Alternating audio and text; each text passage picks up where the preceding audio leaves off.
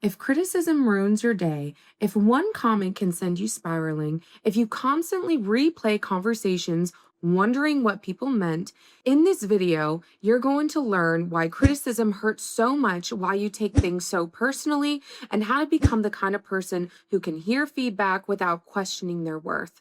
Because I've noticed something. The people who get offended most easily tend to make the exact same mistake. And once you see it, you cannot unsee it. For years, I thought that I was just sensitive. If somebody criticized me, I obsessed over it. If somebody seemed upset, I assumed it was my fault. If someone disagreed with me, I took it as a personal attack. And because I didn't understand what was happening, I spent years trying to fix the wrong problem. I thought my problem was that I cared too much. I thought I needed a thicker skin. I thought I needed to stop being so emotional. But none of those were actually the issue. The real problem was something that I couldn't see. And if you're someone who takes things personally, gets hurt easily, or struggles to let criticism roll off your back, there's a good chance you're making the exact same mistake that I was. Because what if I told you that getting offended isn't usually caused by what someone said? It's caused by what your brain makes it mean. And once you understand the difference, criticism starts losing its power. Have you ever noticed that two people can hear the exact same feedback and react completely differently? One person hears criticism and thinks, that's helpful, I'll work on that. The other person hears criticism and spends the next 3 days thinking about it. Why? Because criticism doesn't land on your ears, it lands on your identity. If deep down you already feel like you're not enough, criticism feels like proof of that. If deep down you already feel rejected, criticism feels like confirmation. If deep down you already doubt yourself, criticism feels like evidence. That's why the same comment that barely affects one person can completely derail another. The criticism isn't creating the wound, it's revealing one that's already there. That's the pattern. The criticism happens, but the emotional reaction is much bigger than the event itself, which means the real question isn't, why did that comment hurt? The real question is, what belief did that comment just touch? Because our reactions are often clues. They're pointing us towards something we already believe about ourselves. And that's actually good news, because if criticism is exposing something deeper, then the solution isn't getting everyone to stop criticizing you. The solution is understanding what it's exposing. And once you understand that, you stop feeling like every comment has a power to destroy you or your confidence. But here's what's interesting. Even people with insecurities don't all get offended at the same level. So what's the difference? Why do some people seem to take everything personally while others stay calm under pressure? The answer has nothing to do with being stronger. It has everything to do with the story they're telling themselves. Most people think they're reacting to reality, but they're actually reacting to their interpretation of the reality. Something happens. Then your brain creates a story. Your husband seems different. Story. He must be upset with me. Your friend takes hours to text back. Story. I must have done something wrong. Your boss gives you feedback. Story. They think I'm incompetent. Someone disagrees with your opinion. Story. They don't respect me. Do you notice something? The event and the story are not the same thing. But when you're insecure, anxious, or constantly looking for validation, those stories feel true. So you don't question them, you believe them. And once you believe them, your emotions begin to follow. Feel rejected, attacked, judged, hurt. Not because those things actually happened, but because that's the meaning you assigned to the situation. And that's where beliefs come in. If you believe your worth depends on being liked, you'll hear rejection everywhere. If you believe criticism means failure, Every correction will feel like an attack. If you believe other people's opinions determine your value, you'll spend your life emotionally controlled by people who were never meant to have that much power over you in the first place. The situation isn't creating the pain, the belief is. And once you understand this, you'll start catching yourself before your emotions run away with a story that may not even be true. All right, so let's uproot this because this is where most self development advice stops. Most people will tell you the pattern, some will tell you the belief, but on this channel, we go deeper because you can't permanently change a pattern if you never uncover what's creating it. So we've identified the pattern, we've uncovered the belief. Now let's find the root. Because once you understand where this belief came from, you'll finally understand why this keeps showing up in your life. The goal is not to manage the symptoms. The goal is to uproot. The real reason everything feels personal. Here's the mistake. You assume that you're the center of the interaction. Most people don't realize that they're doing it. But watch what happens. Someone walks into a room looking annoyed, and you think, what did I do? Someone has a bad day, and you think, are they upset with me? Someone seemed distracted. Did I say something wrong? Someone gives constructive criticism, and you think they're attacking me. Everything becomes personal. Everything gets filtered through self. Everything becomes about you. And before you get defensive, you need to hear me out. This doesn't mean you're selfish. It doesn't mean you're narcissistic. In fact, some of the most caring people in the world do this. People pleasers do this. Overthinkers do this. Highly sensitive people do this because people who desperately want to be liked do this. Because when your brain is constantly scanning for rejection, it starts inserting you into situations that were never even about you. That is exhausting because now you're carrying responsibility for everyone's mood, their reactions, their opinions, their disappointment. No wonder you're exhausted. You've made yourself responsible for things that were never yours to carry in the first place. And for a lot of us, this didn't start in adulthood. It started much earlier. Maybe you learned that praise meant acceptance. Maybe being criticized felt like being rejected. Maybe you became the peacemaker in your family and learned to constantly monitor everyone's emotions. Maybe love felt conditional. Maybe approval felt like safety. So your brain adapted. It learned to scan every room for signs of disapproval. It learned to analyze people's tones. It learned to look for rejection before rejection could find you. The problem is that what protected you then may be hurting you now because you're no longer a child, but the belief is still running the show. And once you see that, something surprising happens.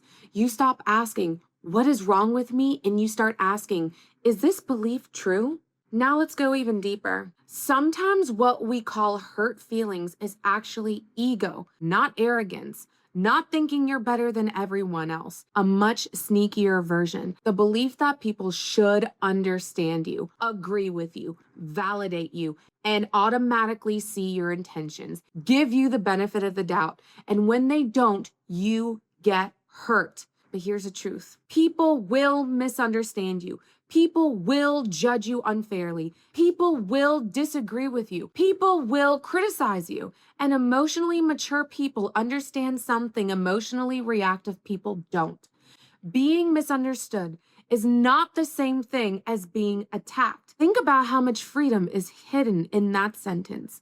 Being misunderstood is not the same as being attacked because that sentence might be the replacement belief some of you need. For years, you may have believed, if someone criticizes me, something is wrong with me. But a healthier belief sounds like feedback can inform me without defining me. Maybe you believed, if someone disapproves of me, I've failed. But the truth is, people can disagree with you and you can still be and feel worthy. People can misunderstand you and you can still be valuable. People can criticize you and you can still be okay.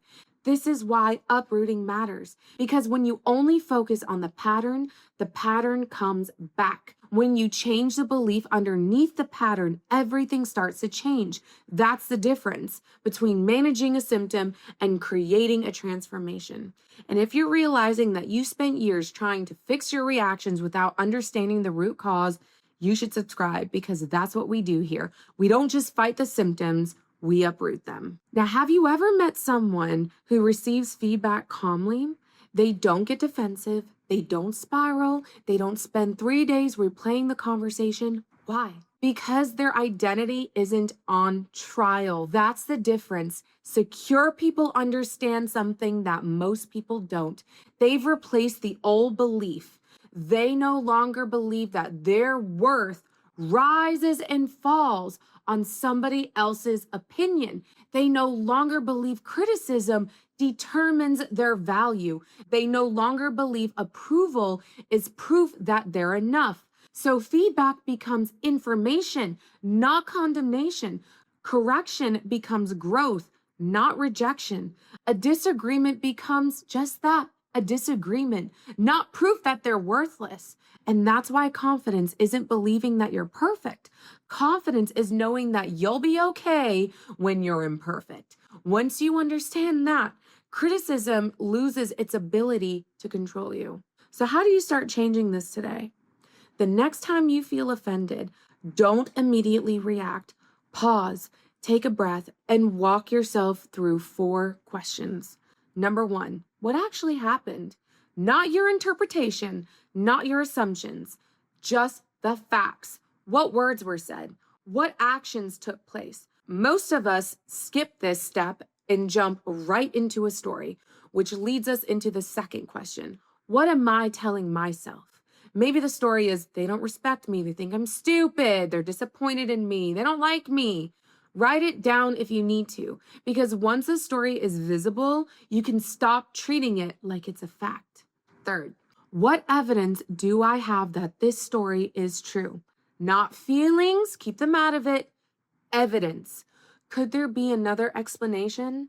Could they simply be stressed, distracted, having a bad day, or trying to even help? Most emotional reactions become less intense when we realize that there are multiple possible interpretations. And fourth, what belief is creating the story?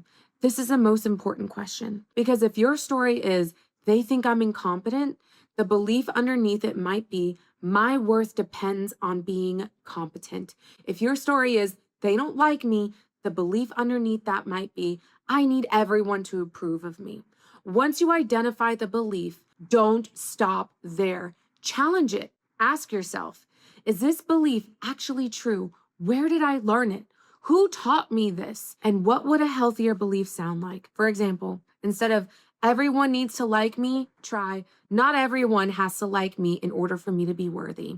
Instead of criticism means I'm failing, try criticism is information I can use to grow. Then practice reinforcing that new belief, not once, repeatedly, because beliefs change through repetition. Every time you catch yourself taking something personally, remind yourself of that healthier belief. Every time you survive criticism without collapsing, you're collecting evidence that the old belief is not true. And every time you choose a new interpretation instead of the old automatic story, you're weakening the root that caused the pattern. This isn't about becoming emotionally numb. It's about creating enough space between the event and your reaction that you can choose a response instead of running on autopilot. Because if you can identify the belief, challenge it, and replace it with something healthier, the pattern starts to lose its grip. And that's where the real transformation begins. Put it into practice and watch how well you begin to handle things. The goal is not to become someone who never gets offended. The goal is to understand what your offense is trying to teach you, because every pattern points to a belief. Every belief has a root, and every root can be uprooted. That's how lasting change happens. Not by managing the symptoms, not by pretending like you don't care, not by becoming emotionally numb, but by uprooting the belief that created the pattern in the first place. Maybe you've spent years believing that your worth depends on being liked, or you spent years believing that criticism means that you're failing, or you spent years believing that people's opinions get to decide how you feel about yourself. But those beliefs aren't facts. They're just stories, and stories can be rewritten. The confident version of you isn't someone who never gets criticized. It's someone who no longer mistakes criticism for a verdict on their worth. And that's the version of yourself you're building. And I want you to know you can do this. The work is not always easy, but it's worth it because every belief you uproot gives you more freedom, more confidence, and more peace. Little by little, you're creating a life where other people's opinions no longer control how you see yourself. And that is a transformation worth fighting for. I will see you in the next one. Bye now.